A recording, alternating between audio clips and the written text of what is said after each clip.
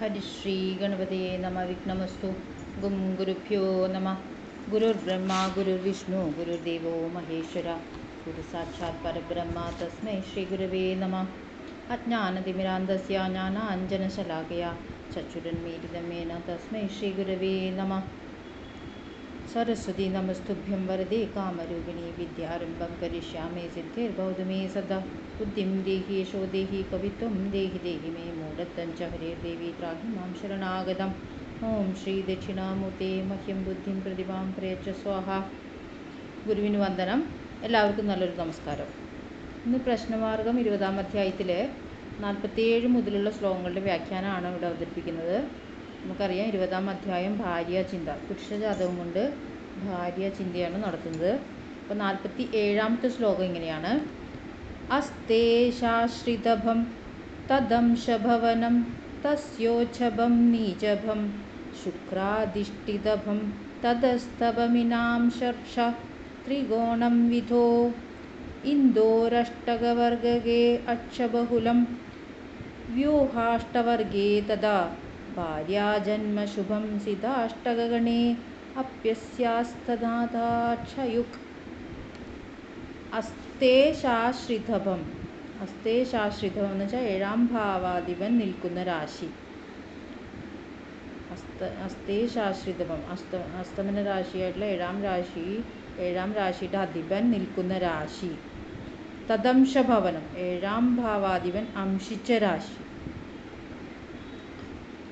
തസ്യോച്ഛഭം നീചഭം 7-ാം ഭാവാധിപൻ്റെ ഉച്ചരാശി നീചരാശി. ശുക്രാധിഷ്ഠിതഭം ശുക്രൻ നിൽക്കുന്ന രാശി. തദസ്തഭ മീനാം ശർഷേ ത്രികോണം വിധോ ശുക്രൻ നിൽക്കുന്ന രാശി. ശുക്രൻ നിൽക്കുന്ന രാശിയുടെ 7-ാം രാശി. ചന്ദ്രൻ്റെ ദ്വാദശാംശകരാശി, അതിൻ്റെ 5-ാം രാശി 9-ാം രാശി. ഇन्दोरष्टवर्गे അക്ഷബഹുലം ചന്ദ്രൻ്റെ അഷ്ടവർഗത്തിൽ കൂടുതൽ അക്ഷം വീണിട്ടുള്ള രാശി. വ്യൂഹാഷ്ടവർഗേ തഥാ ഭാര്യജ അപ്രകാരം സമുദായാഷ്ടവർഗത്തിൽ കൂടുതൽ 7-ാം ഭാവത്തിൻ്റെ അക്ഷമുള്ള രാശി. ഇവ ഭാര്യയുടെ ജന്മക്കൂറ് ആയാൽ ശുഭമാണ്. അപ്പോൾ ഭാര്യയുടെ ജന്മനക്ഷത്രം കാണാനുള്ളൊരു വഴിയാണിത് പറയുന്നത്. 7-ാം ഭാവാധിപൻ നിൽക്കുന്ന രാശി, 7-ാം ഭാവാധിപൻ അംശിച്ച രാശി, 7-ാം ഭാവാധിപൻ്റെ ഉച്ചരാശി നീചരാശി. ശുക്രൻ നിൽക്കുന്ന രാശി, ശുക്രൻ നിൽക്കുന്ന രാശിയുടെ 7-ാം രാശി. ചന്ദ്രൻ്റെ ദ്വാദശാംശക രാശി, അതിൻ്റെ 5-ാം രാശിയും 9-ാം രാശിയും. ചന്ദ്രൻ്റെ അഷ്ടവർഗമിട്ടതിൽ അക്ഷം ഏറ്റവും കൂടുതലുള്ള രാശി. അപ്രകാരം തന്നെ സമുദായാഷ്ടവർഗത്തിൽ കൂടുതൽ 7-ാം ഭാവാധിപൻ്റെ അക്ഷമുള്ള രാശി. ഇവ ഭാര്യയുടെ ജന്മക്കൂറ് ആയാൽ ശുഭമാണ്. ഭാര്യയുടെ ജന്മക്കൂറ് അല്ലെങ്കിൽ ഏത് ജന്മക്കൂറെന്ന് വെച്ചാൽ മേട ഇടവം മിഥുനം അങ്ങനെ 12 കൂറുകളുള്ള രാശികളിലുള്ള 12 കൂറായിട്ട് തന്നെയാണ് പറയുന്നത്. അതിൽ ഒരു രാശിയിൽ 2.25 നക്ഷത്രം വരും. അപ്പോൾ ഇങ്ങനെ ജന്മക്കൂറെന്ന് വെച്ചാൽ ആ രാശി ഏത് രാശിയാണ് എന്നാണ് ഇതിൽ പറയുന്നത്.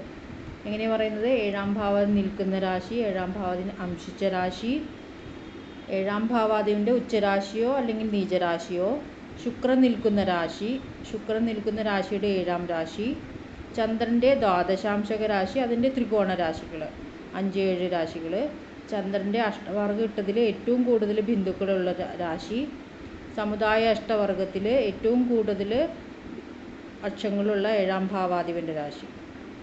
ഇവ ഭാര്യയുടെ കൂറായാൽ ശുഭമാകുന്നു എന്നുള്ളതാണ് പറഞ്ഞത്.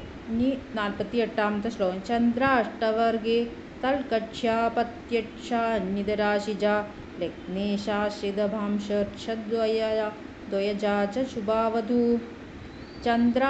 ചന്ദ്രാഷ്ടവർഗേ തൽകക്ഷ്യാ പത്യക്ഷന്യതരാശിജ. ചന്ദ്രാഷ്ടവർഗേ തൽകക്ഷ്യാ പത്യക്ഷാന്യതരാശിജ.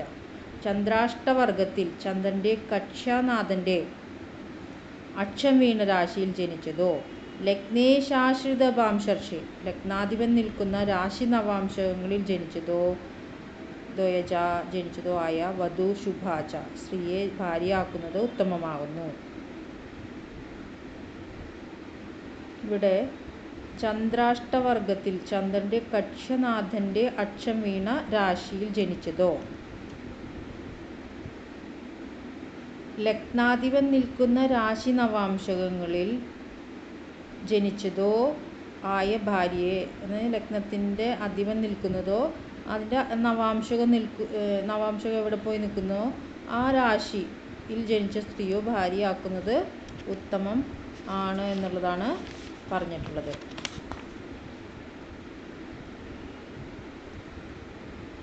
ഇനി ഇതിൽ ലഗ്നേശ ശുക്രയോര്യോഗേ യച്ഛ ലഗ്നാസ്ഥനാഥയോ ദ്യൂനർഷേ അക്ഷകനാഥോടു യച്ഛ തത്ര കളത്രപം. ലഗ്നേശ ശുക്രയോയോഗം ലഗ്നാധിപ ശുക്രന്മാരുടെ യോഗസ്ഫുടത്തിൻ്റെയും ലഗ്നസ്ഥ നാഥയോ ഉടു ലഗ്നം 7-ാം ഭാവം ഇവരുടെ യോഗസ്ഫുടത്തിൻ്റെയും നക്ഷത്രം യാതെന്നാണോ അതും ദ്യൂനർഷേക്ഷക 7-ാം ഭാവാധിപൻ 7-ാം ഭാവത്തിൽ നോക്കുന്ന ഗ്രഹം ഇവരുടെ യോഗസ്ഫുടത്തിൻ്റെ നക്ഷത്രം യാതെന്നാണോ അതും തത്ര കളത്രം ഇവിടെ ഭാര്യയുടെ ജന്മനക്ഷത്രമാണ്. ത്രികോണ നക്ഷത്രം കൂടി കണക്കിലെടുക്കണമെന്നും അഭിപ്രായമുണ്ട്. അപ്പോൾ ഏതാണ് നക്ഷത്രം എന്നുള്ളതാണ് ഇവിടെ പറയുന്നത്. ലഗ്നാധിപൻ്റെയും ശുക്രൻ്റെയും സ്ഫുടങ്ങൾ കൂട്ടാം.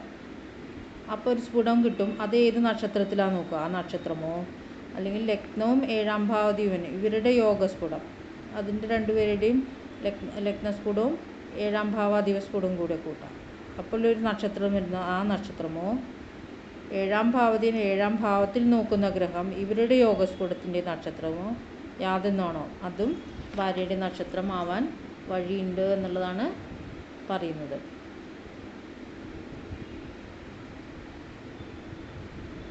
ഏഴാം ഭാവാധിപൻ